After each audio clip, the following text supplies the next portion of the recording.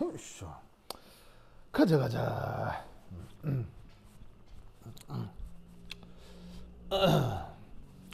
자, 여러분 이제 아마 뭐 아주 기초적으로 세페이드 정도의 뭐 화학 정도는 알고 있죠? 아, 네, 그냥 해봅시다. 자, 그래, 해봐요. 네, 그래. 네, 해봅시다. 네, 그래서 기초적인 화학 원 얘기를 좀 해보도록 할게요. 이게 화학 화학 원 혹은 투라고 하는 게 기본적으로 고등 교과 과정이죠. 그래서 왜 우리가 이걸로 뭐 수능도 친다 뭐 하죠. 물론 뭐 요즘 수능에서는 과학이 막 잔뜩 선택이라서 요거 선택하지 않는 사람들도 있지만 이게 수능에서 이해를 칠 수도 있고 그 다음에 사실 여러분 입장에서는 무엇하고도 얘가 관계가 있냐면 바로 영재고나 아니면 과학고 입시 있죠. 요거하고 요거 좀 관계가 있습니다.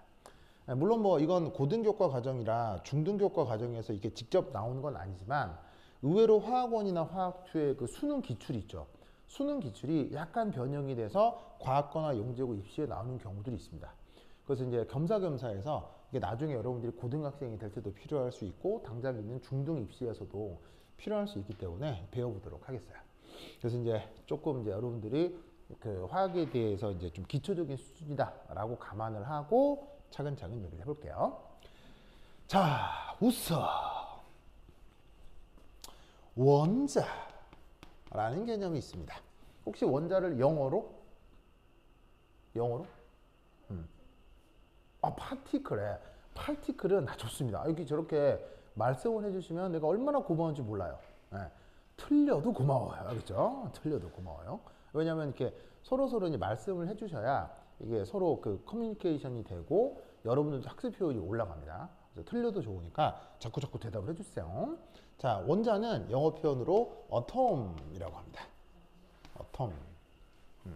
네, 저 단어는 언제부터 만들어진 단어냐면 그리스 시대부터 있던 단어입니다. 고대 그리스, 그러니까 기원전 2000년이니까 예수님 태어나기 2000년 전부터. 예, 그렇게 생각하면 지금부터 한 3, 4천 년 전 얘기를 하는 거거든요. 예, 그래서 굉장히 옛날입니다. 그때 그리스 시대에 철학자들이 만든 말인데 뜻은 어떤 뜻이냐면 그리스어로 어가 어떤 뜻이냐면요. don't예요. don't. 그리스어로 어근 이 뜻이 A가 don't예요. 그 다음에 텀 이게 어떤 뜻이냐면 cut이에요. cut. 그래서 무슨 말이냐면 don't cut 뭐하다? 자를 수 없다, 쪼갤 수 없다라는 뜻이에요. 무슨 뜻인지 아시겠죠? 그래서 왜 비슷한 단어 중에 그 아나토미라는 단어가 있는데 이게 어떤 뜻이에요? 의학 용어인데 해부학이라는 뜻이거든요. 해부학? 해부하려면 어떻게 해야 돼? 해부하려면 컷 잘라야 되죠. 그러니까 이런 용어들에 다 그리스어 어근이 들어있어요. 알겠죠? 영어에는. 뭐 여하튼 자기 뭐 칼로 자른다는 거 되게 좋아하네. 혹시 막 뭐 보면 막 자르고 싶고 막 그런 욕구가 막 그렇진 않아요? 그래? 혹시 패스 그래 그래 그래 피 보면 좋고 막 이런 그런 건 아니에요? 알겠습니다. 우리 오빠 이름이? 오빠 이름이? 김범룡이요? 건민. 건민이 오빠? 건민이 오빠 좋아요. 앞으로 건민이 오빠 그 호라고 알아요? 호라는 말 알아요? 예를 들면 뭐 백범 뭐예요? 백범? 김구 뭐 이렇게. 이게 왜 이렇게 유명한 옛날 사람들 자기 이름 앞에 이렇게 별명처럼 붙이는 걸 호라고 하거든요. 그래서 옛날 사람들은 이런 호를 많이 지었어요. 이렇게 서로 이제 재미로. 예. 그래서 건민이 오빠 앞으로 패스 김건민 어때? 안 돼요? 그러고 싶진 않아요? 알겠습니다. 아니, 또 피 보면 좋아하는 줄 알아가지고 그래. 그래, 알겠습니다. 네. 하여튼 그러다.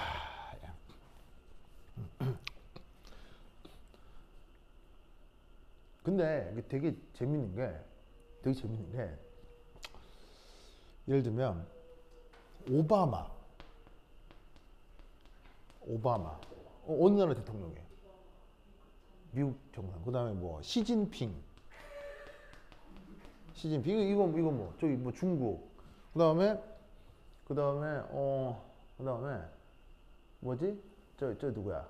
저 누구야? 푸틴 알겠어요? 푸틴.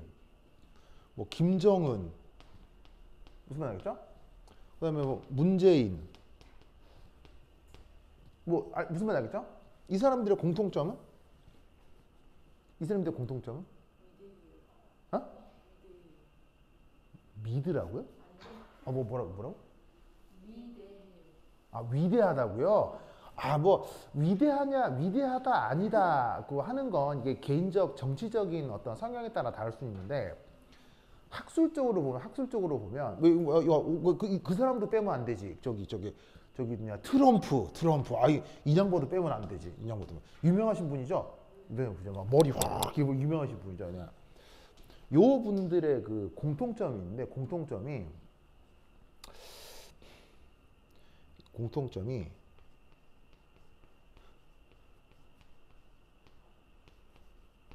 사이코퍼틱하대요. 그러면 사이코패스 하면은 이게 보통 우리가 좋은 말이에요, 나쁜 말이에요? 근데 이분들의 성향이 사이코패스하고 성향이 같대요. 물론 개인적으로는 약간씩 차이가 있을 수 있는데 이게 그 사이코패스 연쇄살인마 있죠. 그건 사실은 극강으로 안 좋은 거잖아요. 근데 이런 분들은 뭐 100%는 아니지만 중요한 분들이잖아요. 그런 사람들하고 성향이 같대요. 여러분 그 사이코퍼틱하다는 게 어떤 뜻이냐면요. 이게 이런 주도성이에요. 주도성. 이게 뭐냐면 내 맘대로 하는 성격이라는 얘기예요. 내 맘대로. 그러니까 내 맘대로 하고 싶은 사람들을 사이코퍼틱하다고 하는 거예요. 내 맘대로 하고 싶은 거예요. 그러면 그 연쇄살인마들은 뭐냐면 내 맘대로 누굴 죽이고 싶은 거예요. 내 맘대로. 근데 이 사람들은 내 맘대로 어떤 결정을 내리고 싶은 거예요. 그러니까 성향이 같이 태어난 거지. 같은 성향을 갖고 태어난 건데 어떤 사람들은 그 성장 과정에서 좀 부적절한 일을 겪은 거야. 그러니까 그 주도성이 잘못 풀리는 경우가 있는 거고 그 주도성이 주변 환경이나 뭐 우연찮게 잘 풀리게 되면 이런 사람들이 되는 거지. 그러니까 내 생각대로 뭘 하고 싶은데 그런 사람들이 주변의 따뜻한 관심과 격려 그리고 스스로의 노력 알겠어요? 그런 좋은 방향으로 풀리면 이런 사람들이 된다는 거야.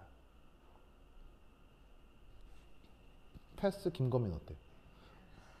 그래도 안 돼요? 이래도 안 되겠어요? 뭔가 느낌이 있는데. 그래 좋다. 그렇다. 네, 갑자기 그렇다. 좋습니다. 네. 그래서 이제 이 정신 분석적으로 그렇다네요. 네, 그래서 이런 정치 지도자들하고 그런 연쇄살인마들하고 성향이 비슷하게 나온답니다. 네, 학술적으로는. 네. 왜 그런 거 있잖아요. 그 MBTI 검사 있잖아요. 하면 비슷하게 나온대요. 진짜로. 신기하죠? 되게 신기하죠. 그러니까 여기서 알 수 있는 게 내가 어떻게 태어났느냐 보다 사실 뭐가 더 중요하다? 내가 어떤 인생으로 살아왔느냐가 더 중요하다는 거예요. 알겠죠? 그렇죠? 하여튼 그러다. 자, 보자. 어쨌건 원자를 영어로 어텀. 알겠죠? 어텀. 이 원자가 크게 두 성분으로 나뉘는데 바로 전자와 원자 핵으로 나뉩니다. 자, 이때 전자는 영어로 일렉트론이라고 하고요. 원자 핵은 영어로 뉴클리우스라고 합니다. 자꾸 영어 단어를 쓰는 이유는 자꾸 영어로 얘기하겠다는 뜻은 아니고요. 몇몇 입자들에 대해서 줄임말을 쓰기 때문에 이 영어 단어를 알아두는 게 좀 편해요. 그래서 이제 뭐 이렇게 시험 문제에서도 줄임말로 뭐가 툭 나와서 그것 때문에 영어 단어를 써드립니다. 몇 개는 알아두시는 게 편해요. 그래서 원자라고 하는 녀석은 전자하고 원자핵으로 구분이 되는데 원자핵은 또 몇 가지 요소로 구분됩니다. 그래서 또 어떻게든 구분되냐면 바로 첫 번째가 양성자입니다. 그래서 얘는 이름을 프로톤이라고 영어로 표현하고요.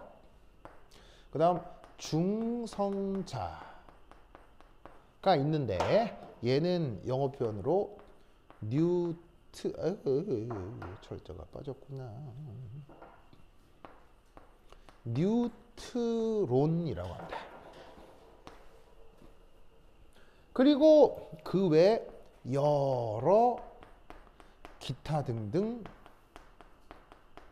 소립자 등이 또 잔뜩 있습니다.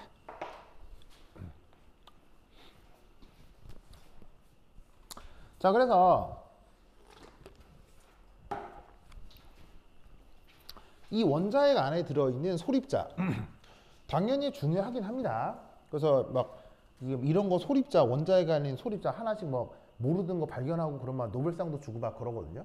되게 중요하긴 한데 그건 물리학에서 중요하고요. 그러니까 나중에 이 소립자와 관련해서 여러분들이 이제 물리학을 조금 더 공부를 하시면 그때 이제 물리 선생님께서 조금 더 설명을 해주실 거예요. 이건 물리 시간에 좀 배우시고 화학적 견지로는 요 두 개가 중요해요. 두 개가. 그래서 원자핵 안에는 양성자와 중성자가 주성분이다 라고 우선 알아두시면 됩니다. 그래서 이때 줄임말로다가 그래서 전자는 E로 많이 표기해요. 그리고 양성자는 P, 중성자는 N으로 주로 표현합니다. 그래서 그것 때문에 내가 영어로 한번 써보았어요. 되죠? 됐죠? 자, 그럼 이제 요거에 대해서 자, 지우사. 그 다음 두 번째 이 조 핵자들의 물리적 성격.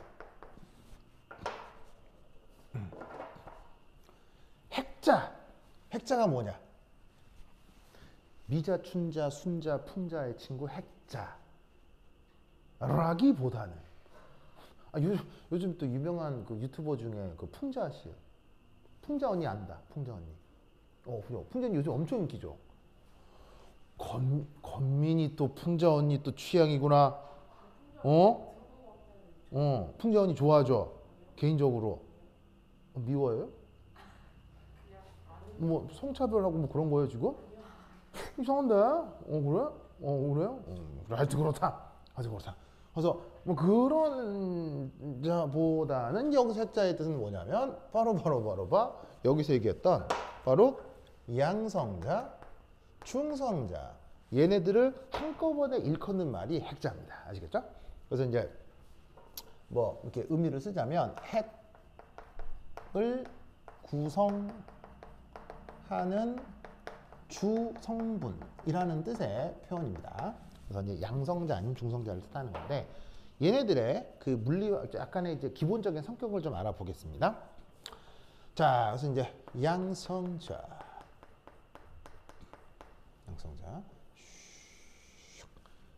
대해서 그리고 중성자에 대해서 알아볼 건데 동시에 전자의 물리적 성격과 좀 비교를 해보겠습니다.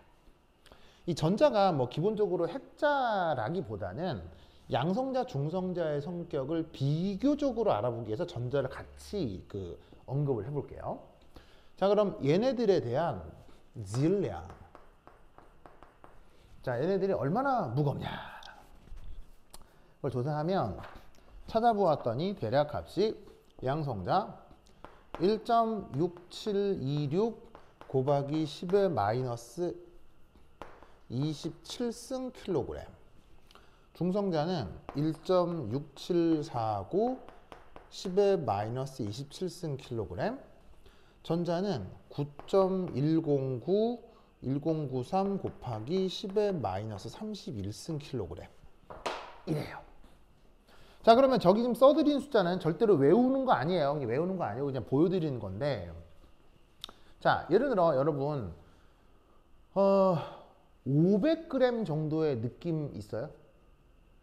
예, 뭔가를 딱 들으면 한 이거 500g 정도다 하는 느낌 있어요? 그게 바로 뭐냐면 그 물 500ml가 500g이거든요. 그래서 왜 그 음료수 같은 거 500ml짜리 페트병 있잖아요. 뭐 막 들고 먹잖아. 그거 딱 들면 그게 한 500g 되는 거예요. 알겠죠? 그러니까 그거 2개 있으면은 1kg 정도 되는 거지. 그러니까 뭐 한 1, 2kg 정도의 느낌은 우리가 있단 말이에요. 반면에 한 4, 50kg 정도의 어떤 그 느낌이 있어요? 없어요. 이상해요? 잠깐만요. 아니야. 이게 잠깐만요. 다시 한번 보자. 지금 이게 그 밴드에 녹화 중이거든요. 밴드에 우리 강의를 녹화하고 있는 건데 필요하면 여러분 나중에 알아서 보라고. 그래서 이제 밴드라고 하는 네이버에서 운영하는 그 플랫폼 체계가 있습니다. 거기서. 그래서 혹시나 녹화가 잘 안 되면 이상한 메시지가 뜰 수 있는데 혹시나 보고 있다가 이상한 메시지 뜨면 나한테 얘기 좀 해줘야겠죠? 이게 잘 되는데 네이버가 조금 구리다고 해야 되나? 그래, 좀 이상한 것들 좀 말해줘요, 그죠? 그래. 좋아. 언니, 당근 언니. 그래, 알았습니다. 당근. 당근인가? 그래, 좋아. 당근. 좋았어. 아이고. 그래서 이제 1, 2kg 느낌 있죠? 그거에 대해서 여러분 4, 50kg 정도의 느낌 있어요? 보통 여러분의 몸무게가 뭐 40kg, 50kg 정도 될 거고요. 그 다음에 뭐 남자애들 같은 경우는 뭐 60kg 근처 되겠죠. 60kg, 70kg 사이일 텐데. 그러니까 우리가 대략 40, 50, 뭐 60, 70 이런 정도의 느낌도 있단 말이에요. 대충 나나 친구 이렇게 들어보면 야, 이게 한 60kg구나, 70kg 이 느낌이 올 거란 말이죠. 근데 여러분 1g 느낌 있어요? 1g? 1g? 자, 1g이면 한 꼬집 정도거든요. 이거 뭐냐면 소금 한 꼬집 이 정도가 1g 정도거든요. 근데 이 1g부터 약간 아리까리 하다가 1000분의 1g 느낌 있어 없어요? 없죠. 그럼 거기에 대해서 10의 마이너스 27승 킬로그램 느낌 있어요 없어요? 아무런 느낌이 없죠. 그렇다고 하면 휴먼은 이렇게 느낌이 없는 물리량 좋아해요 싫어해요? 사람은. 이게 아무리 학술적인 데이터라 하더라도 사람은 느끼지 못하는 데이터에 대해서 사람은 좋아해요 싫어해요? 별로 좋아하지 않습니다. 알겠죠? 그래서 얘를 어떻게 바꾸느냐? 이 상태로는 아무런 느낌이 없으니까 얘를 B로 바꿔주는 거예요. 그래서 어떻게 하냐면 이 세 개 중에 그나마 제일 훨씬 더 가벼운 건 뭐야? 가벼운 건 전자죠. 전자기 때문에 전자의 질량 B를 1로 삼았을 때 나머지들의 질량을 B로 표현하는 거예요. 그럼 대략 어느 정도로 나오냐면 얘가 1836, 중성자가 1839 정도로 나옵니다.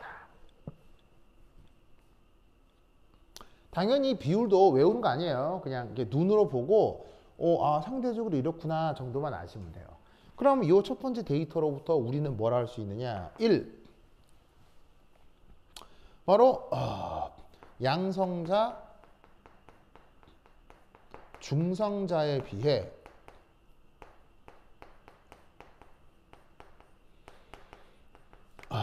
전자의 질량은 극도로 작구나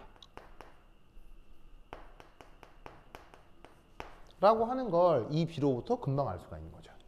그래서 추가적으로 이런 생각을 할 수 있습니다. 바로 원자와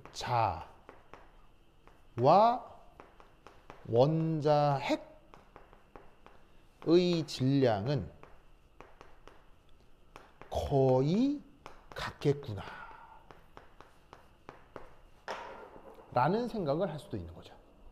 즉 원자라고 하는 건 전자에다가 원자핵의 질량을 더한 거겠지만 전자가 너무 가볍기 때문에 없다고 치고 얘 질량 측정하면 이거나 거진 비슷하다. 알겠죠? 그거를 요 우선 데이터로부터 알 수가 있습니다. 자, 그 다음 전하량이라고 하는 개념이 있는데 이 전하량은 전기적 현상의 기본 물량입니다.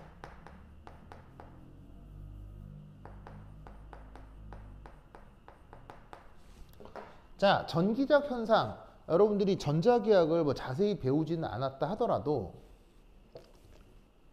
왜 전압, 전류 이런 말 들어본 적 있죠? 뭐 전기저항, 건전지 뭐 이런 말 들어본 적 있죠? 그런 정기적인 일이 나타날 때 물질 관점에서 생각하는 개념을 전하량이라고 표현해요. 그래서 이 전하량이라고 하는 물리량이 클수록 그러한 정기적인 현상들이 더 강하게 나타난다 이렇게 생각을 해보자는 말이죠. 그래서 나중에 또 물리 시간에 이제 전자기학 배우시면 좀 더 자세히 알 수 있는데 어쨌건 그걸 전하량이라고 한다 라고 쳤을 때 여기에 있는 이 양성자 전하량이 얼마냐? 바로 봐. 1.609 곱하기 10의 마이너스 19승 쿨럼이라고 합니다. 그 다음 전자의 전하량도 얼마냐? 1.609 곱하기 10의 마이너스 19승 쿨럼이라고 합니다. 이때 여기에 대문자 C로 표기하는 건데요. 이게 어떻게 읽냐면 이렇게 읽습니다. 쿨롱이라고 하고 있는데 이게 이쪽 업적을 쌓은 물리학자 이름이에요. 그래서 이제 뒤쪽에 B를 묵음으로 처리해서 이게 아마 프랑스 사람인가 그런 것 같은데 그래서 B가 묵음이 되면서 쿨롱 이렇게 돼요. 쿨롱 이렇게 됩니다. 이렇게 읽어요. 그래서 이제 뭐냐면은 전하량의 기본 단위입니다. 지금은 이렇게 정도만 알아두시고요. 관련된 뭐 어떤 그 역학 같은 경우는 물리 시간에 좀 배우도록 합시다. 그래서 이때 이 양성자하고 전자는요, 이 두 개의 크기가 똑같습니다. 비슷한 정도가 아니라 놀랍게도 크기가 완전히 같아요. 그런데 재밌게도 그 부호가 반대입니다. 그래서 양성자는 플러스 전하, 전자는 마이너스 전하를 갖습니다. 그리고 중성자는 그 전하량이 0입니다.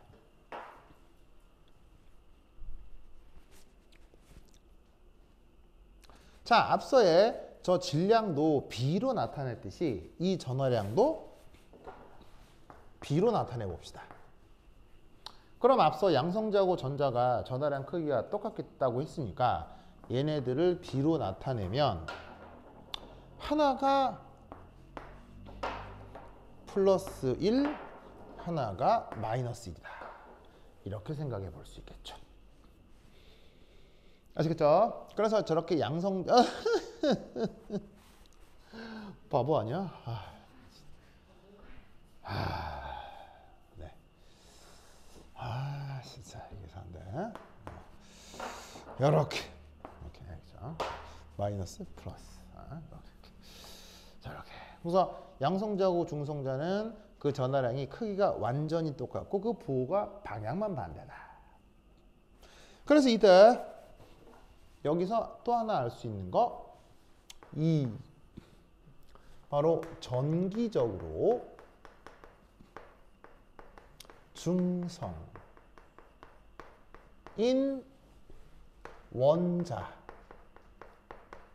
원자에서는 항상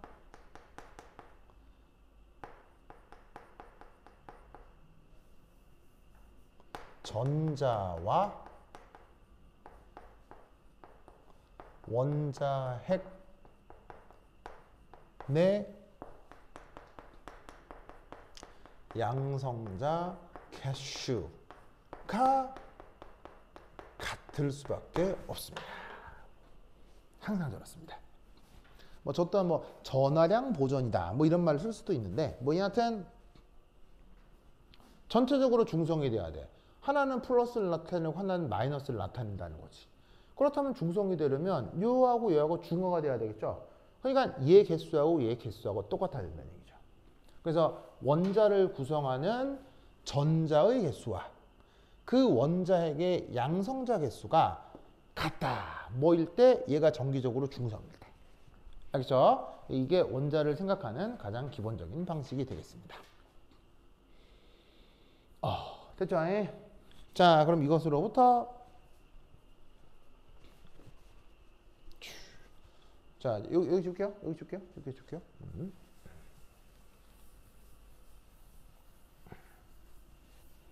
자, 그 다음은 세 번째 원자의 모델링.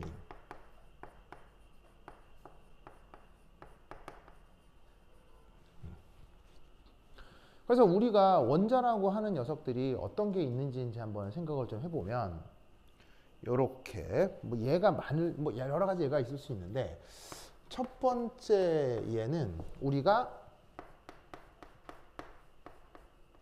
하이드로진, 그러니까 이제 뭐 이렇게 서구 표현으로는 하이드로진이고요. 우리말 번역은 슈쇼라고 하는 녀석인데, 자, 얘는 어떻게?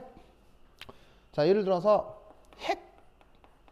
핵이라고 하는 부분에 바로 양성자가 하나가 있고요. 이렇게 전자가 하나 있는 이런 녀석이 바로 슈쇼가 되겠습니다. 알겠죠? 그래서 핵을 구성하는데 아까 P는 뭐 줄임말이었어요? P가 양성자를 줄인 거를 P로 쓴다고 했었죠? 그 다음 전자는 E로 줄여 쓴다고 했죠. 그래서 이런 식으로 핵 안에 양성자가 진짜 딸랑한 게 있어요. 그리고 전자가 딸랑한 게 있어요. 이런 원소가 있을 수 있는데 이거를 슈쇼라 한다. 알겠죠? 그러면서 아까 뭐라고 했었냐면 정기적으로 중성이면 뭐하고 뭐 개수가 같다? 여기에 있는 전자하고 핵 안에 양성자 개수가 같다. 그런 말을 썼었죠.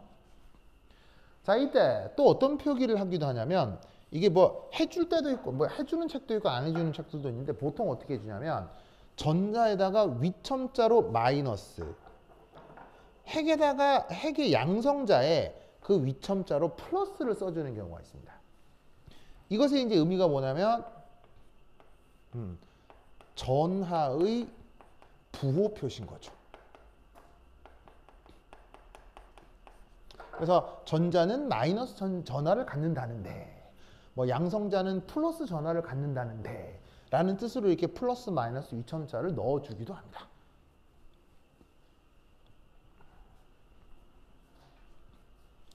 으쌰.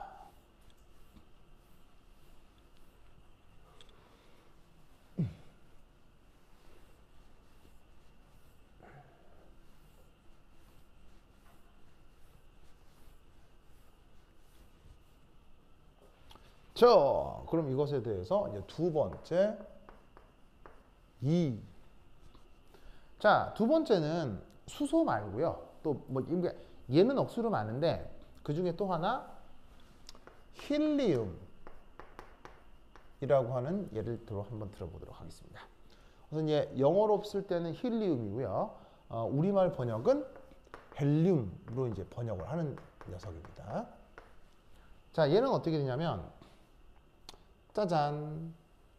역시나 핵 안에 이럴 수 있다는 얘기. 그러니까 이 얘들만 있냐 그게 아니고 수없이 많은 얘들이 있는데 그 중에 몇 개만 보자 이런 얘기예요. 그리고 외우는 거 아닙니다. 외우는 거 아니고 필요하면 다 문제에서 제시하니까 그냥 저런 거란 얘기지 라는 것만 생각하면 돼요. 자, 힐륨이라고 하는 애는 핵 안에 이렇게 양성자가 두 개가 있습니다. 그러면 당연히 주변엔 전자가 몇 개가 있어야 되겠어요? 전자가 두 개가 있어야 되겠죠. 왜? 양성자하고 중성자 개수가 같다고 했으니까. 그리고 이때 얘는 양성자하고 전자 개수가 같다고 했으니까. 그리고 이때 얘는 묘하게도 중성자가 핵 안에 일이 있을 수 있습니다. 알겠죠? 왜 있느냐 이런 건 생각하실 필요가 없고요. 중성자가 있을 수도 있고 뭐 없을 수도 있고 많을 수도 있고 적을 수도 있습니다. 여하튼 중성자가 있을 수 있다 정도만 알아둡시다. 중성자의 존재에 대해서도 당연히 물리학적인 이유가 있긴 있습니다만 우선은 그냥 중성자가 있을 수도 있다 정도만 생각합시다.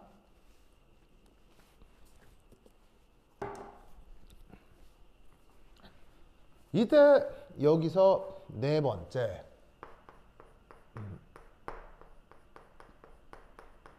원자 표기. 원자 표기.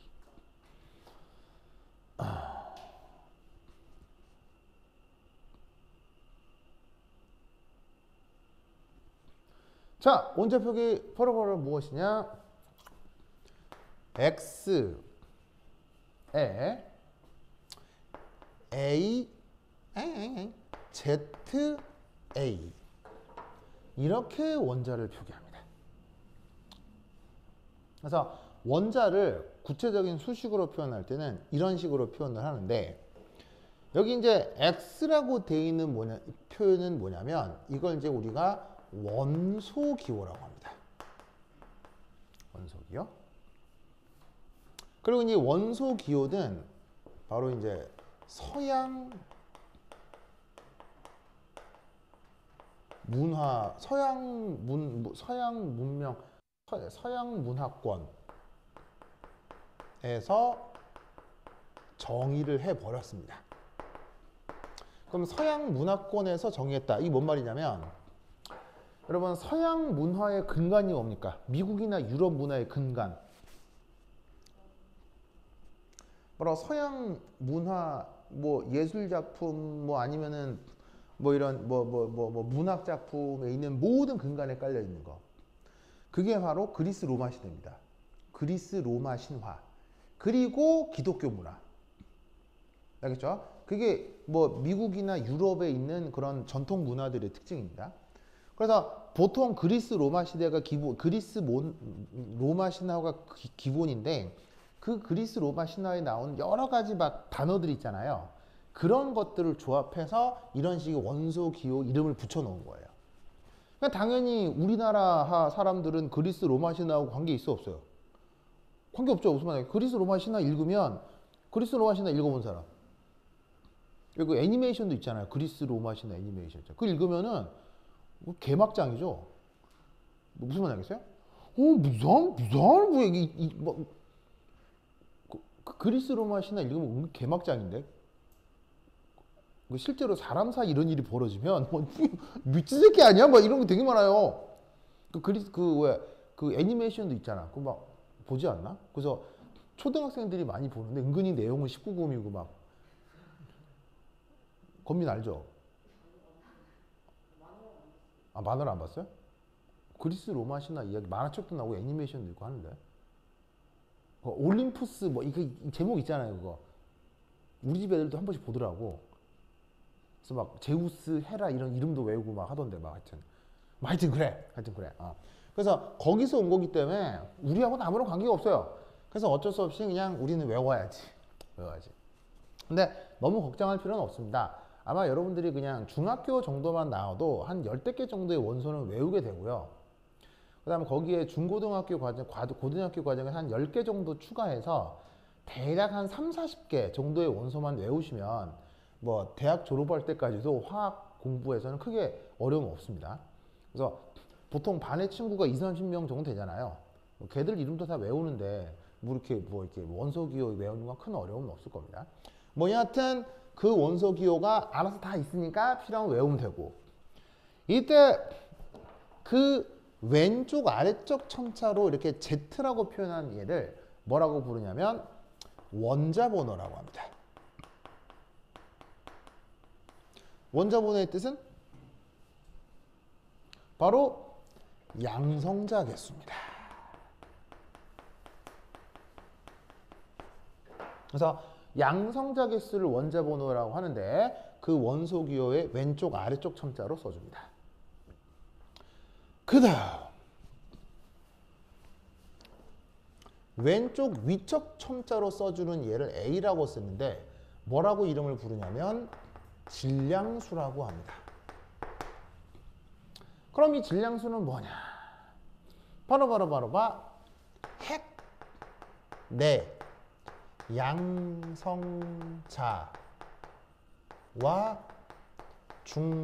중성자 개수를 더한 것.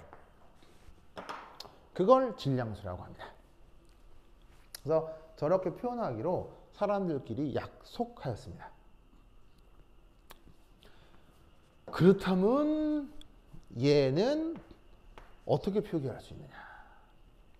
하이드로진을 H라고 표현을 하고 얘를 이렇게 표현해 줍니다. 얘는 He2라고 쓰고 이렇게 써줍니다. 자, 저 숫자들의 의미 알겠어요? 자, 요 1의 뜻은 뭐예요? 요 1. 요 1. 요 1의 뜻은 양성자가 한 개 있다는 뜻이고요. 요 1의 뜻은 뭐예요? 바로 양성자와 중성자를 다 합쳐서 한 개 있다는 뜻인 거예요. 알겠죠? 여기서 2의 뜻은 양성자가 핵이 2개 있다는 뜻이고요. 요 4의 뜻은 양성자와 중성자를 다 합쳐서 4개 있다는 뜻이죠. 아시겠죠? 그런 의미로 앞으로 원소 표기를 하겠다. 됐죠? 그죠? 이 논리를 알아두시기 바랍니다. 자, 그 다음 뭐냐? 또 여기 줄게요. 여기 준다니.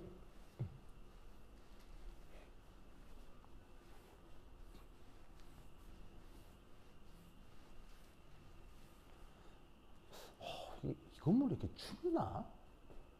히터를 계속 틀어도 계속 춥네요. 이상한데? 뭐 바람이 새나? 그런 건 아닌 것 같은데. 하여튼 그러네요. 추워. 자, 그 다음 5번째. 어떤 개념이 하나가 있냐면 바로 동위원소라는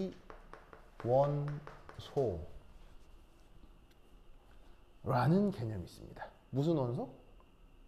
동위원소. 자, 이 동위원소 영어 표현으로는 아이소토프라고 합니다. 아이소토프. 즉, 이는 뭐냐면 첫 번째 1. 원자 번호는 같아요. 그런데 질량수가 서로 다릅니다.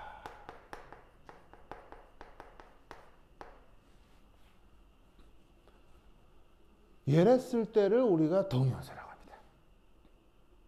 그래서 이 동위원소도 예시가 아주 많습니다. 굉장히 많은데 그 중에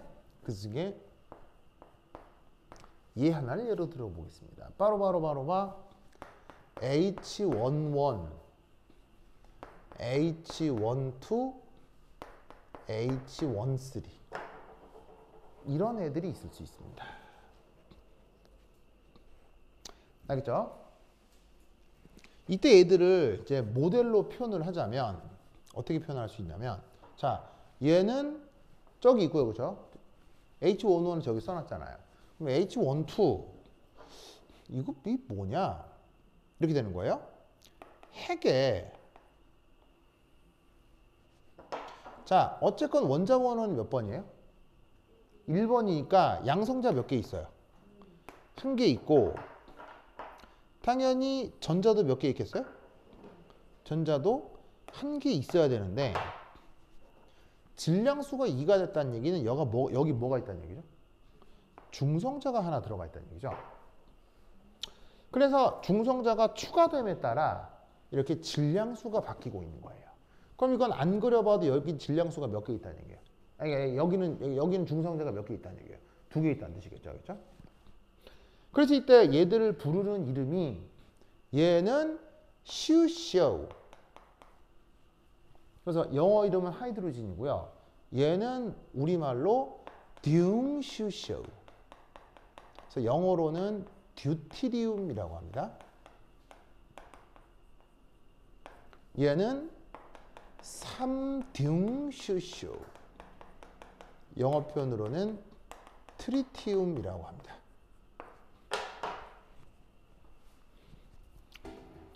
그래서 이런 애들 사이의 관계를 뭐라고? 동위원소라고 해요.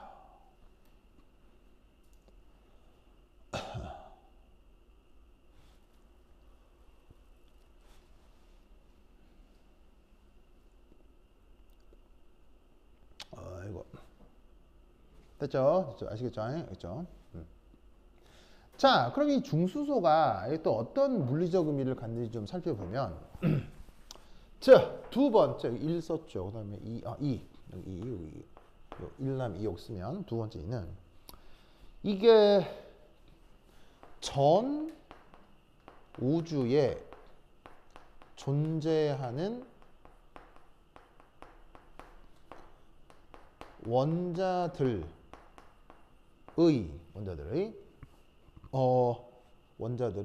원자 번호는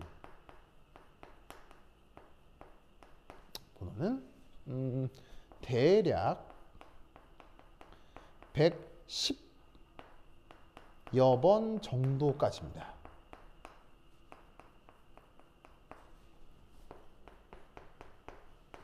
자, 이 말이 무슨 말이냐면 1번 수소, 2번 힐륨 하는 것처럼 3번, 4번, 5번, 6번, 7번, 8번 쭉 있어서 몇 번까지? 110 몇 번까지 있어요. 근데 왜 이게 정해져 있지가 않냐면요. 원래 자연에 없었는데 인간이 억지로 만든 것들이 몇 개가 있어요. 그리고 앞으로 만들 수도 있을 수 있겠죠. 그래서 정확하게 몇 번까지다라고 얘기를 하지 않는 거예요. 대략 110 몇 번까지 있어요. 그래서 이게 약간씩 이게 시간이 지날 때마다 약간씩 바뀌거든요. 누가 뭐 합성했네 안 했네 뭐 이렇게 되면서.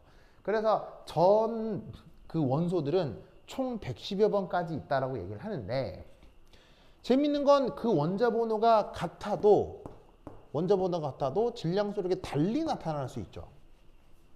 그래서 어떻게 되냐면 대략 110여 번 정도까지 있는데 동위 원소 각각을 따로 고려하면 그러니까는 이거를 따로따로 카운팅을 하자 이런 얘기죠. 그러면 역시나 대략 2000여 종의 핵이 있습니다. 알겠죠? 그래서 원자 번호로는 한 110여 가지가 있고 질량수 기준으로는 한 2000여 종이 있다 이런 얘기죠. 알겠죠? 알겠죠? 그럼 사실은 2000개 정도면 물론 뭐 혼자 조사하기는 좀 데이터가 많긴 하겠지만 2000개 정도면 인류가 덤벼들면 전수조사할 수 있겠죠. 2000개 정도면 무슨 말인지 알겠어요? 그래서 저 2000개 원자 핵들에 대해서는 그 물리적인 실험 데이터가 다 측정이 되어 있습니다. 그래서 다 데이터로 다 있어요. 그래서 필요하면 구글에 뭐 어토믹 웨이트 오브 어토믹 웨이트 포 아이소톱스 이렇게 딱 치면은 구글에 치면 거기 데이터가 다 뜹니다. 다 떠요. 이미 다 사람들이 조사를 해놨기 때문에 그 기본적인 데이터는 다 알려져 있다. 그래서 동위원소 사이에서는 이런 성격이 있다는 거 알아두시고 그 다음에 세 번째는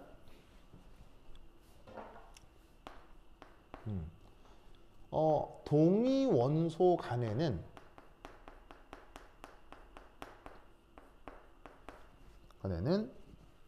서로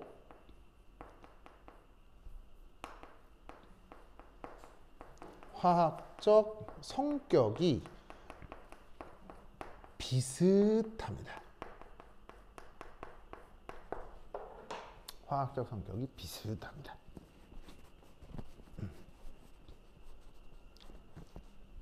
자, 혹시 수소가 산소랑 반응하면 되는 가장 흔한 물질이 뭐예요? 물이죠, 물. 그러면 중수소도 물이 되느냐? 될까요, 안 될까요? 됩니다. 그래서 사실은 이런 생명체를 구성하는 가장 많은 물질 체계가 물이잖아요. 그 물에 지금 우리 몸에도 중수소로 되어 있는 물이 있다 없다? 있습니다. 그렇죠? 있어요. 다 있습니다. 예, 그래서 어떻게 되냐면 저 동위원소 사이에는 화학 반응성이 비슷하게 나타나요. 얘도 물이 되면 얘도 물이 된다 이런 얘기죠. 그런데 비슷하다라는 얘기는 실제로는 비슷하다는 말은 같단 말이에요. 같지는 않다는 얘기예요. 비슷하다는 얘기는 실제로는 같지 않습니다.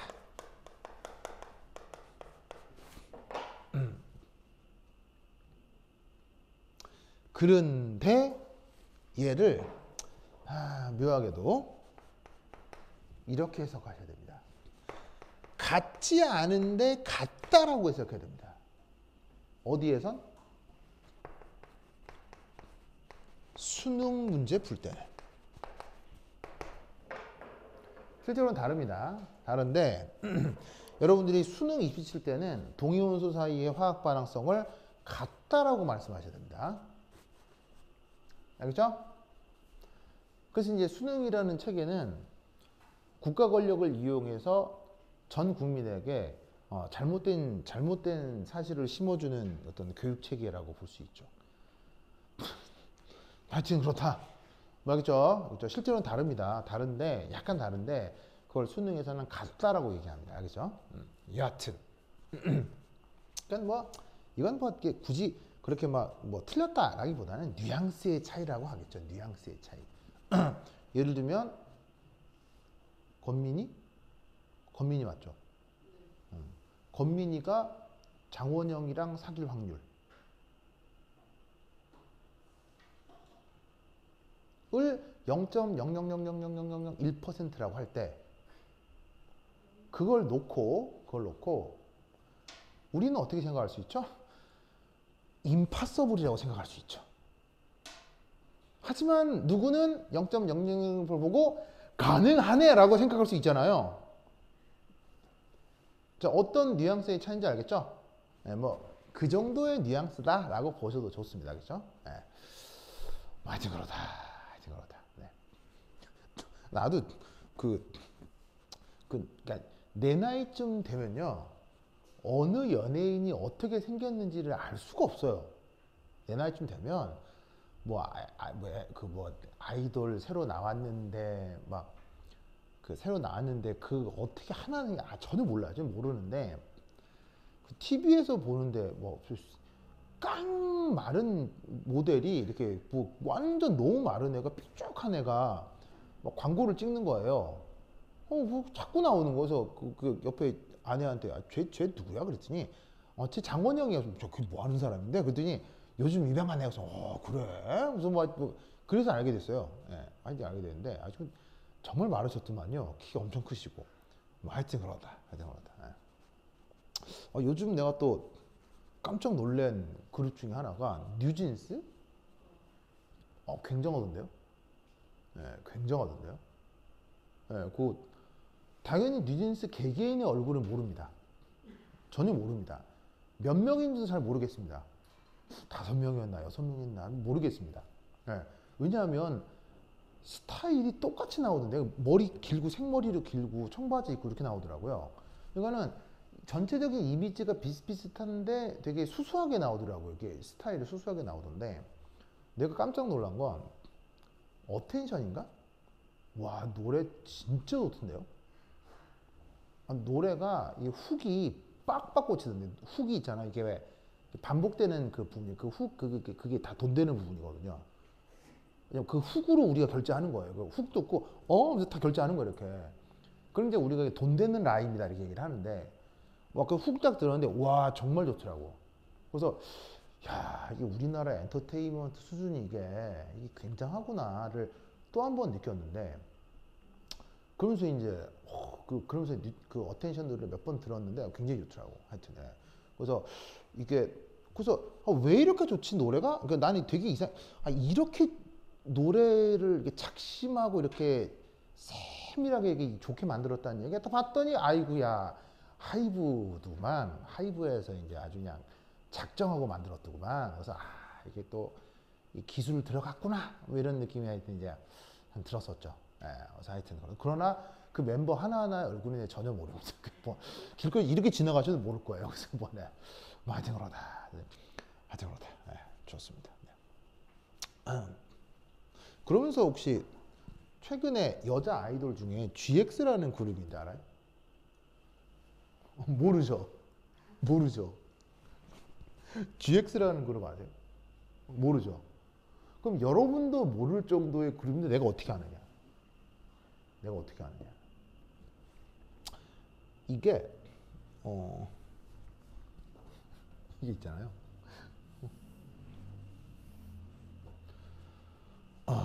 사실 이제 음악 시장 규모, 그러니까 이제 시장 규모니까 돈이죠. 돈. 1등 어디? 1등. 압도적 1등. 음원 판매 압도적 1등. 국가. 음악 시장 규모 국가. 압도적. 이건 뭐 어쩔 수가 없어요. 이 나라 1등인 건. 이게 클릭하면 결제되고 이게 돈이 돌잖아요. 그 시장 규모 1등. 중국이요. 이건 어쩔 수가 없잖아요. 사람이 너무 많으니까. 원래 2등이었는데 그렇다면 지금 살짝 밀린 나라가 그 미국이죠. 미국이 이제 원래 압도적 1등인데 이게 중국이 최근 경제 성장을 이루면서 사람 너무 많잖아. 그래서 지금 이게 1, 2등이 비슷해요. 원래는 계속 미국 1등이었는데 중국이 경제 성장하면서 사람 많으니까 이쪽이 좀 올라섰다가 그리고 그 다음에 어디게요? 이 둘은 거의 공동 1등인 거야. 그 다음이 어디냐면요. 바로 니폰 이키마스. 일본입니다. 그래서 일본을 우린 보통 족같다 이런 생각을 하지만 이 일본이 또 이렇게 규모 면에서는 밀리지 않습니다. 사실은 음악 시장은요. 일본이 굉장히 큽니다. 반면 우리나라 자체 음악 시장은 작습니다. 왜? 인구가 별로 안 돼서요. 그래서 우리나라의 음악 제작자들이 그래서 어디로 나간 거예요? 그래서 해외로 나간 거예요. 우리나라 음악 시장에 한계가 있어서. 근데 이제 그게 대박을 치고 있는 거죠, 지금. 어쨌건. 그래서 이 일본의 엔터테인먼트사. 예를 들면 우리나라에는 엔터테인먼트사가 뭐가 있어요? 엔터테인먼트사가. 바로 뭐 그 유명한 SM, 뭐 YG, 그 다음에 뭐 JYP, JYP, 그 다음에 하이브, 이런 거 등등이 있잖아요. 이 대표적 이거 말고도 많아요. 많은데 이때 일본의 최고 엔터테인먼트 그룹. 그게 바로 에이벡스라고 하는 그룹이에요. 에이벡스 이렇게 쓰나? 에이벡스라고 하는 그룹이 일본에 있거든요. 이 그룹이 일본 최고의 엔터테인먼트 그룹이에요. 그래서 이 에이벡스가 이거 다 합친 것보다 더 커요. 뭐 엄청난 대기업이에요, 일본에. 알겠죠? 그래서 여러분 우리나라에 이런 식의 이 뭐냐면은 K-팝의 시작이 언제예요? K-팝의 시작. 이 언제냐면요. 때는 바야흐로 1998년. 여러분 98년 때 뭐 했어요? 없었죠? 이때 이 수많은 회사 중 우리나라의 운명을 바꾼 회사가 있죠. 그 회사가 어디예요? K-팝을 시작한 우리나라의 운명을 바꾼 회사. 그 회사가 바로 SM입니다. 이 SM에서 여러 가지 이유 때문에 회사가 망할 직전이었고요. 망할 직전이었어요. 그래서 이 SM의 이수만 대표가 그 망하기 직전에 회사를 정리하고 이 업계를 떠나느냐. 이때 이제 SM이 회사를 정리하고 팔아버리면 한 3, 40억 남아요. 그걸로 그냥 이수만 회장이 그냥 이걸로 내 돈 쓰자. 내 살자. 이랬어도 돼요, 그냥. 근데 이때 이수만 회장이 생각을 하다가 이거 사업을 접을 거냐, 안 접을 거냐. 근데 우리나라에서는 어떤 이유 때문에 98년에 우리나라에서는 음악 시장이 다 붕괴해버리거든요. 우리나라에서 98년에 음악 시장은 없어져 버려요. 그래서 SM 이수만 회장이 그러다가 어떡하지 하다가 만약에 여기 사업 확장을 해서 망하면 다 망하는 거 아니에요. 그러면 이대로 갔을 때 망할 수도 있는데 그러면 여기서 그냥 회사 팔아버리고 돈 좀 챙기고 그냥 나만 살까? 그럴 수 있잖아. 이게 사업이라는 게 무서운 거니까. 그러다가 이 회장이 그래 마지막으로 승부를 걸어보자 라고 해서 회사의 모든 자본 30억을 투자해서 프로젝트를 하나 만듭니다. 그게 누굴까요? 그게 보아입니다. 이 SM 엔터테인먼트의 보아라고 지금 이사거든요. 보아 아세요? 아세요? 최근에 어디 나왔어요? 수우파에 나왔죠. 수우파에 심사위원으로 나오는 거 할머니가 죄송해요 보아 씨 할머니는 아니고 저 연예인 아이돌이라고 하기에는 좀 많이 언니인데 하는 그분이 있어요. 이분이 정말 곧 교과서에 나올 사람입니다. 정말 여러분들이 알고 있는 거에 곱하기 100배 정도 훌륭한 사람입니다. 정말 훌륭한 사람입니다. 그래서 이수만 대표가 SM의 모든 인력을 투자해서 30억으로 보아를 만듭니다. 한 다음에 이 보아를 어디에 데뷔를 시키느냐? 바로 일본 데뷔를 시킵니다. 데뷔를 시키면서 어떻게? 이 보아를 에이벡스에 바칩니다. 그래서 이수만 사장이 보아를 들고 에이벡스에 찾아가서 얘 데뷔 좀 시켜주세요. 일본에서 데뷔를 하기 위해서는 무조건 에이벡스를 거쳐야 됩니다. 그래서 일본에서 오케이 해가지고는 보아를 받아가지고는 그때 보아가 일본 시장에 데뷔를 하면서 보아가 일본어로 노래를 부릅니다. 왜냐면 놀라지 마세요. 일본 시장은요 노래가 반드시 두 언어로만 돼야 됩니다. 무슨 언어? 일본 시장은 영어 아니면 일어나야 됩니다. 그러니까 당연히 보아도 처음에 어떤 언어로 노래를 불렀겠어요? 일본어로 했겠죠. 그래서 그걸 알고 SM은 보아한테 외국어 교육을 엄청 시킵니다. 저희 보아는 영어하고 일어가 완전 네이티브 수준입니다. 외국어를 엄청 대단하게 잘하시는 분입니다. 그래서 이 보아가 일본에서 일본 노래로 부르고 심지어 보아가 일본에서 라디오 DJ도 합니다. 그러니까 어떤 한 나라에서 라디오 DJ를 한다는 얘기는 이게 말이 어떻다는 얘기예요. 능수능란을 하다는 얘기죠. 그래서 일본 사람들은요 보아가 한국 사람인지도 모르는 사람들이 대부분입니다. 그래서 거기서 그냥 보아가 그냥 뭐 하다가 재미를 못 봤어요. 그래갖고 이수만 사장이 안 되겠다. 너 한국으로 돌아와라. 그냥 우리 한국에서 조금 이제 차트에 올리고 제작비나 뽑자. 그냥 정리하자. 해가지고 수만 사장이 보아를 다시 이제 한국으로 불러들여서 한국에서 조금 활동을 하는데 갑자기 보아의 노래가 일본에서 초수퍼 울트라 대박 히트를 칩니다. 그러면서 일본 차트에 일본에서 존재하는 여자 가수 최초로 이게 뭐냐면 일본 차트는요 일본 국내 가수만 하는 게 아니고 외국 가수도 다 차트에 올라갑니다. 그러니까 보아는 누구랑 경쟁한 거냐면요 예를 들면은 뭐 빌리 아이리시 뭐 아니면은 그 다음에 지금 머라이어 캐리 이런 급의 여가수들이랑 다 경쟁한 겁니다. 이 일본 차트는 그 미국 헐리우드 가수들 다 들어오는 겁니다. 거기에서 보아가 무려 4주 연속 차트 1위를 합니다. 이건 일본 여가수도 못 해낸 거거든요. 거기서 보아가 대박이 터지면서 그때부터 K-팝이라고 하는 게 시작된 겁니다. 그걸 시작해준 사람이 바로 보아예요. 그럼 여기서 알 수 있듯이 에이벡스라고 하는 것에 그 일본에서의 그 지위를 알 수 있겠죠. 근데 이 GX라고 하는 그룹은 어디서 만들었게요? 에이벡스가 만든 겁니다. 어디서 데뷔했게요? GX의 데뷔는 바로 음악 중심에서 데뷔했습니다. 음악 중심에서 데뷔했습니다. 지금 이 변화를 알겠어요? 이 변화를 알겠냐고요. 이 20년 동안 무슨 일이 벌어졌냐는 거예요.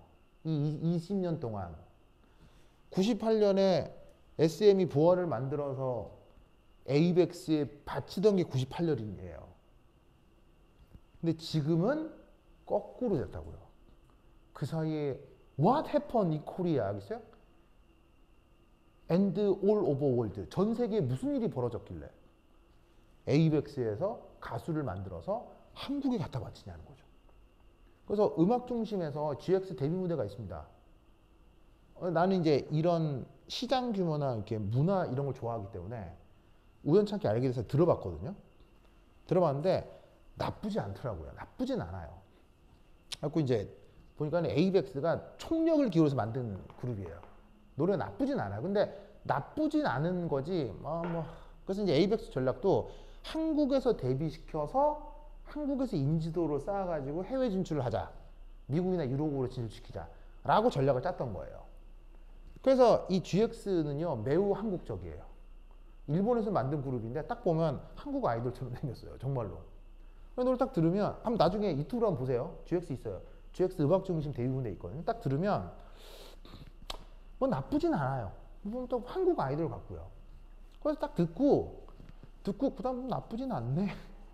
해가지고 바로 그 다음 유튜브 알고리즘 링크로 그 다음 뉴진스 뮤직비디오가 탁 뜨더라고요. 그래서 딱 들었는데 우와 진짜 하늘과 땅 차이 그냥 하늘과 땅 차이. 진짜 20년 동안 무슨 일이 벌어진 거냐고. 즉 얘들이 아무리 이제 해도요 우리나라 아이돌의 이제 발것도 못 따라 진짜로. 나쁘진 않았는데 이게 정말 아니에요. 하여튼 그렇더라고요. 뭐 하여튼 알겠죠? 그렇죠? 그래서 이제 하여튼 그렇다. 갑자기 우리 이제 언니들의 노래가 갑자기 생각이 났군요. 좋아. 건민이 오빠도 보아 언니 아세요? 조보아. 예, 조보아입니다. 예. 조보아요? 조보아는 배우 아닙니까? 배우 조보아만 안다고요? 이분은 권보아 씨입니다. 권보아 씨인데 보아 씨. 조보아시면 안다. 알겠습니다. 그분도 또 훌륭한 배우시지요. 배우신데, 여하튼. 네. 알겠다. 그래서 요거. 자, 어쨌건.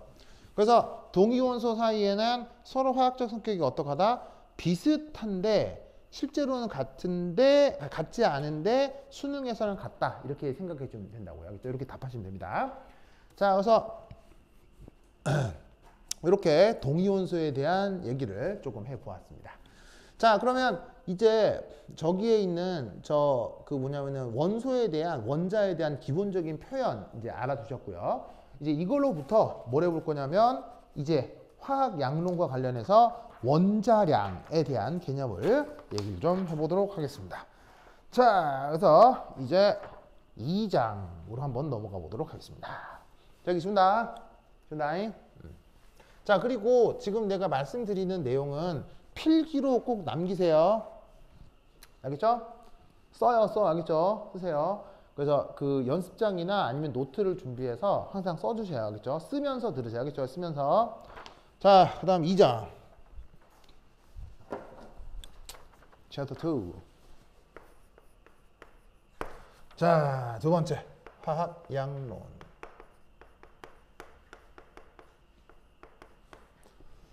첫 번째 1. 몰. 자, 영어로는 이렇게 쓰고 우리말로는 몰이라고 번역하는데 이런 생각이 무슨 말이냐? 몰이라는 생각이 뭐냐? 이걸 좀 알아보도록 하겠습니다. 자, 우선 첫 번째 알아야 될 거 원자량이라는 개념입니다. 원자량. 자, 원자량은 뭐냐면 이거예요. 짜잔. 자, 이렇게 쓰면 C는 탄소라고 하는 원자의 원소표입니다. 자, 그러면 왼쪽 아래쪽 첨자가 6이니까 이 안에는 양성자가 몇 개 있다는 얘기예요. 6개. 그리고 전자도 몇 개 있다는 얘기예요. 6개. 그리고 중성자가 몇 개 있다는 얘기예요. 6개. 알겠죠? 그래서 탄소 6에 12 원자 한 개의 질량을 12로 정합니다.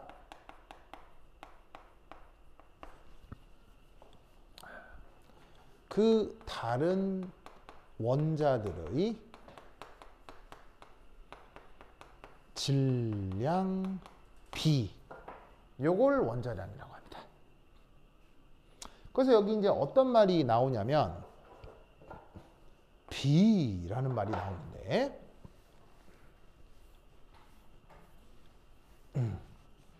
자, B라는 말은 바로 비례식 할 때의 그 B를 얘기합니다.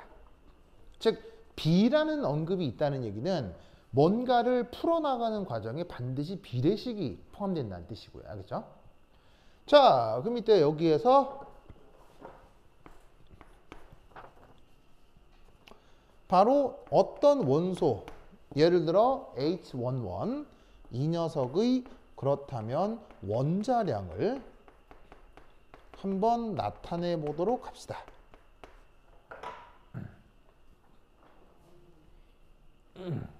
아시겠죠? 자, 그러면 여기 H11의 원자량을 좀 표현을 해보면 이 정의에 따라서 어떻게 표현될지를 살펴보자, 이런 얘기죠. 자, 그럼 이때 여기서 첫 번째 1. 자, 우리말로는 질량 분석기라고 하고요. 영어 표현으로는 매스 스펙트로미터라고 합니다. 그러면 이 녀석이 당체 어떻게 구동되고 원리가 뭔지 그건 나중에 배웁시다. 나중에 배우시고요. 얘네들의 역할이 뭐냐면 그 질량 분석기를 이용하여 원자 한 개의 질량을 알아냅니다.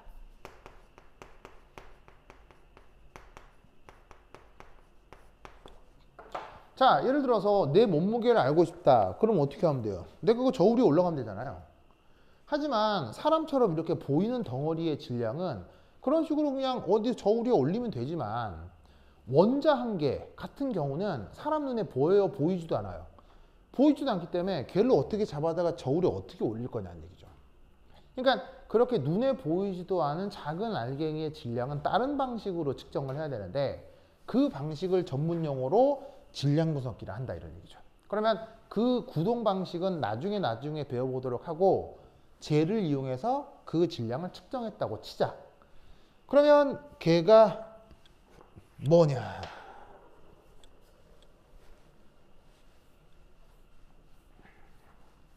그 측정된 질량이 예를 들어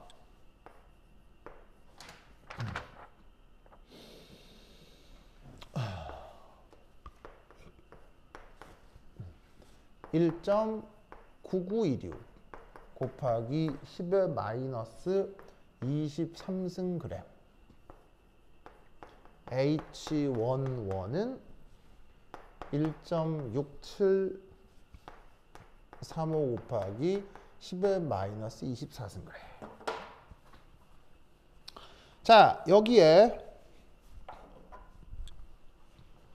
원자 한 개의 질량을 앞으로 요거로 표시하도록 하겠습니다. 그래서 지금 이 앞에 이런 기호가 있죠. 얘 읽을 때 어떻게 읽으면 되냐면 뮤 이렇게 읽으시면 됩니다. 그래서 이제 영어가 아니고요. 그리스 알파벳인데 읽을 때 뮤라고 읽으시면 됩니다. 그래서 앞으로 저런 표현들이 나올 테니까 기억을 해두시고 쓸 때 어떻게 쓰냐면 쓸 때 좀 희한하게 영어 알파벳이 아니라 쓰는 게 좀 다른데 여기서부터 올렸다가 U처럼 쓰면 됩니다. 알겠죠? 위로 착 올렸다가 U, 뮤. 알겠죠? 영어에는 그냥 이게 U잖아요. 이 앞에 이게 하나 더 붙었다. 이렇게 생각하시면 됩니다. 알겠죠? 그래서 이 매스 스펙트로미터를 이용해서 진짜 수소 원자 한 개의 질량, 탄소 원자 한 개의 질량을 측정했더니 이게 되더라 이런 말이지. 자, 그럼 이때 어떻게 된다? 정의에 의한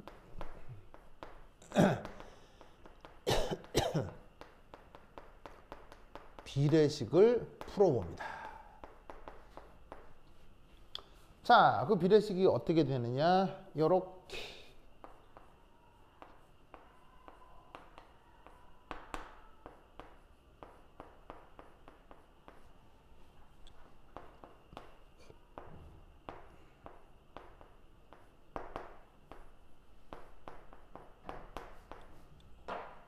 이런 비례식을 세워줍니다. 자, 이때 뮤라고 표현한 건 뭐라고 그랬어요? 원자 한 개의 질량, 원자 한 개의 질량이라고 했죠. 여기서 실제로 구해놓은 요거. 자, 그리고 다시 한번 얘기하면 이런 숫자는 외울 필요가 전혀 없습니다. 필요하면 나오는 거지. 그냥 뭐냐면 왜 이럴까 그렇게 생각하실 필요는 없어요. 그냥 측정해서 이렇게 나오는 거니까 그냥 빼도 먹도 못하게 저런 거예요. 무슨 이유가 있는 게 아닙니다. 자, 이제 여기서 대문자 m이라는 표기가 있는데 이건 앞으로 내가 원자량을 표현하고 싶을 때 요 대문자 m 표현을 쓰도록 하겠습니다. 자, 그러면 이 비례식으로부터 우리는 이걸 구할 수가 있겠네요. 바로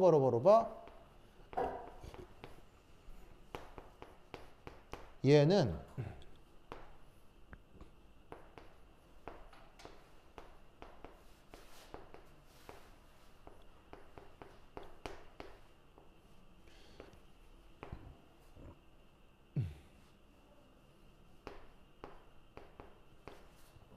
이렇게. 자, 그럼 여러분 이 위에서부터 이렇게 바꿀 수 있나요? 참 되게 어려운 거 아닌 거예요? 완전 당연한 거 아닌 거예요? 완전 당연한 얘기 하는 거죠. 자, 그럼 여기에 각각의 항에 뭘 넣느냐? 얘는 이걸 넣으면 되는 거고 얘는 이 숫자를 넣으면 되는 거야. 그죠? 그리고 이따 대문자 m이 뭐라고 했죠? 원자량이라고 했죠. 그럼 이 말은 탄소 6, 12의 원자량이라는 뜻인데 이 자리에는 어떤 숫자 넣으면 되겠어요? 12를 넣으면 된다 이런 말이에요. 왜냐하면 얘를 12로 정했다고 했으니까요. 알겠죠? 그래서 탄소 6의 12의 원자량은 10이고 여기에다가 이 질량을 쇽쇽 넣어서 비례식으로 계산하는 거야. 그러면 그 값이 뭐가 나온다? 바로 그 유명한 요 정도 값으로 나타납니다. 아시겠죠? 그렇죠? 네. 꽂았다고요? 좀 더 세게 틀길 원해요? 여기 권민이 춥구나. 자, 한번 볼까요? 자, 우리 권민을 위해서 한번 더 틀어볼까요? 저 꽂았네? 이거 어떻게 이럴 수가 있지? 권민이를 위해서 최대로 올려줬어요. 권민아 좋죠? 그래요. 그래. 좋아. 아이고. 그래서 이런 비례식을 이용해서 어떤 특정 원자의 원자량을 구해 보았어요. 네. 뮤랑 m이랑 다른 게 뭐냐고요? 자,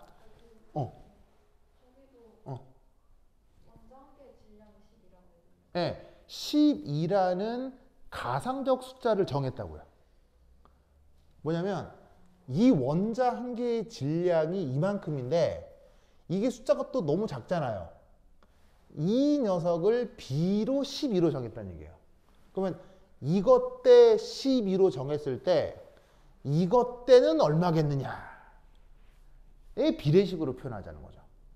뭔 말인지 알겠어요? 아까 왜 전자나 양성자 질량이 너무 작아서 전자 하나의 질량을 1로 정했잖아요. 그랬을 때 상대적 질량 B가 나왔겠죠. 이것도 마찬가지라는 얘기예요. 요 질량은 빼도 박도 못하게 정해진 질량이에요. 그럴 때 얘 질량을 비례상수 12로 뒀을 때 얘는 그 녀석의 몇 배가 되겠냐는 거죠. 무슨 말이에요? 그렇게 하는 이유는 첫 번째가 이 인간의 감각으로 인식할 수 있는 숫자로 바꾸기 위해서고요. 두 번째는 또 다른 이유가 있긴 있어요. 그건 조금 이따 얘기를 할 거예요. 왜 하필 12로 정하느냐. 11도 있고 13도 있는데 왜 하필 10이냐 하는 이유가 있겠죠. 그 이유는 조금 이따 말씀을 더 드릴 거고요. 어쨌거나 너무 작은 숫자들이어서 인간의 느낌에 좀 올 수 있도록 좀 비례상수를 이용해서 비들로만 표현해 보자는 거죠. 무슨 뜻인지 아시겠죠? 그래서 10이라는 숫자로 가상적으로 정해 놓은 거예요. 그래서 그야말로 이제 얘는 12로 뒀을 때 이건 x라고 두면 어떻게 요거 때 요거는 요거 때 요거의 비례식이 성립한다 라고 보자는 거죠. 그러면 이 비례식을 풀면 되는 거예요. 또 꺼졌다고요? 또 꺼졌어요? 진짜로요? 뭐지? 이게 다른 데서 키면 꺼지나? 알았어, 내가 이따가 쉬는 시간 때 한번 알아볼게요. 네, 2시간 20분을 하기에는 이제 쉬려고요. 네, 그래서 이거 하나만 쓰고 있을게요.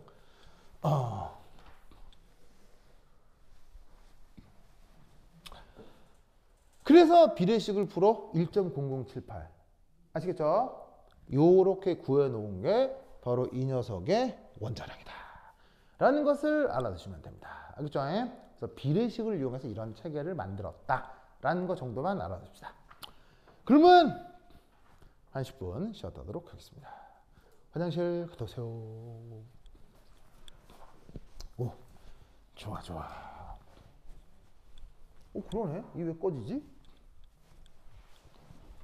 이게 다른데 동시에 틀면 안 되는 거가 보다.